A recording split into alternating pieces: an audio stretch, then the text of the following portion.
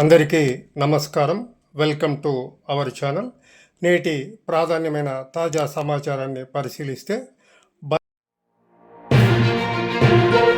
Representation ఇచ్చి ఈరోజు ప్రజలను ఉద్దేశించి కూడా మాట్లాడడం జరిగింది. ముఖ్యంగా ఈ వెన్నుపోటు దినం అనేది ఎందుకంటే దేశంలో ఎంతోమంది ముఖ్యమంత్రులు ఉన్నారు, నాయకులు ఉన్నారు.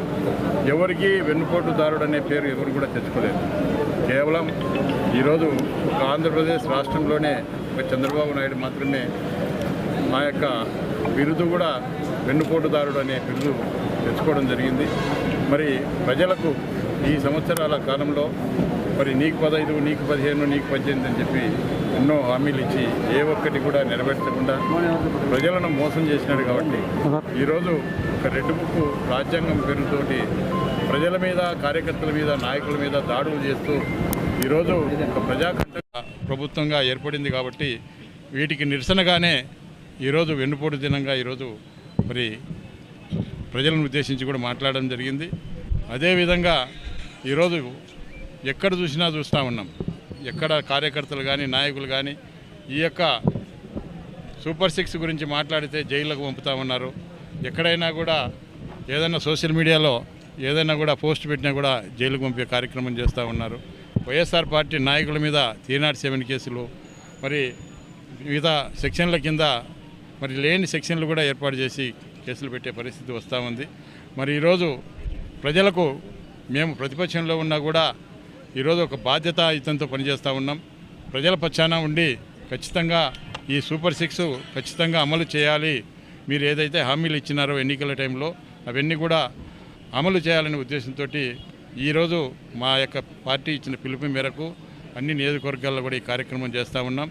ఈరోజు అమ్మఒడి అయితేనేమి, అదేవిధంగా మీరు 20 లక్షల మంది నిరుద్యోగాలకు ఉపాధి కల్పిస్తామని చెప్పినారు. ఈరోజు వరకు కూడా కేవలం ఒక్క ఉద్యోగం కూడా ఇచ్చిన పరిస్థితి లేదు. అదేవిధంగా 3,000 రూపాయలు మరి ఉద్యోగం ఇవ్వకపోతే 3,000 రూపాయలు నిరుద్యోగ భృతి ఇస్తామని చెప్పినారు.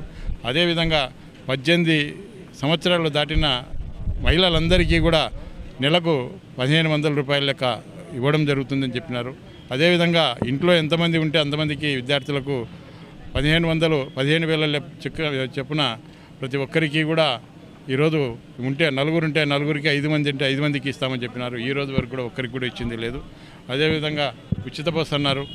ఈ విధంగా ఏది కూడా అమలు చేయకుండా కాలయాపన చేస్తూ ప్రజలను మోసం చేస్తూ మరి ఈ సంవత్సరాల కాలంలో కేవలం ఒక విధ్వంసకర పరిపాలన చేయడం జరుగుతూ ఉంది. ఈరోజు ఈ పార్టీ నాయకులు మళ్ళీ సిగ్గు లేకుండా మాట్లాడుతూ ఉన్నారు.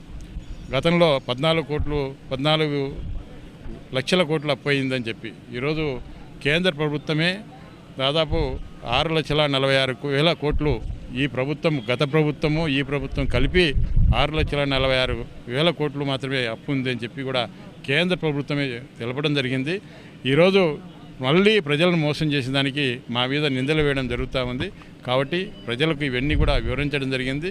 మరి రాబోయే కాలంలో ఈ యొక్క ఏదైతే మరి సూపర్ 6 పథకాలు అమలు కాకపోతే ఖచ్చితంగా ప్రజల తరఫున ఖచ్చితంగా మేము అండగా ఉండి, అదేవిధంగా పెంచిన విద్యుత్ ఛార్జీలకు నిరసనగాను మరి ఏదైనా కూడా ప్రభుత్వం ఏది చేసినా కూడా ఏదైనా వాళ్ళకిన ప్రజలకు వ్యతిరేకంగా ఏ నిర్ణయం తీసుకున్నా ఖచ్చితంగా ప్రజల తరఫున మేము ఉంటాం.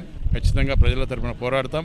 మరి జగన్మోహన్ రెడ్డి గారు కూడా ఈ రాష్ట్రంలో ప్రతి పేదవానికి గతంలో 5 సంవత్సరాల కాలంలో అండగా ఉండి కులం కానీ, మతం కానీ, ప్రాంతం కానీ, పార్టీ కానీ తేడా లేకుండా అందరికీ అన్ని పథకాలు కూడా ఇచ్చినారు. మరి ఈ ప్రభుత్వం కూడా మరి గతంలో మాదిరిగానే మేము ఏ విధంగా అయితే పథకాలు అన్ని కులాల వారికి, అన్ని మతాల వారికి ఇచ్చినామో ఆ విధంగా మీరు ఇచ్చే పథకాలు కూడా ఖచ్చితంగా అందరికీ చేరాలని చెప్పి, మీరు ఏమాత్రం కూడా ఒక పార్టీకి, ఒక కార్యకర్త మీ కార్యకర్తలకు ఇస్తే మాత్రం చూస్తూ ఊరుకోము.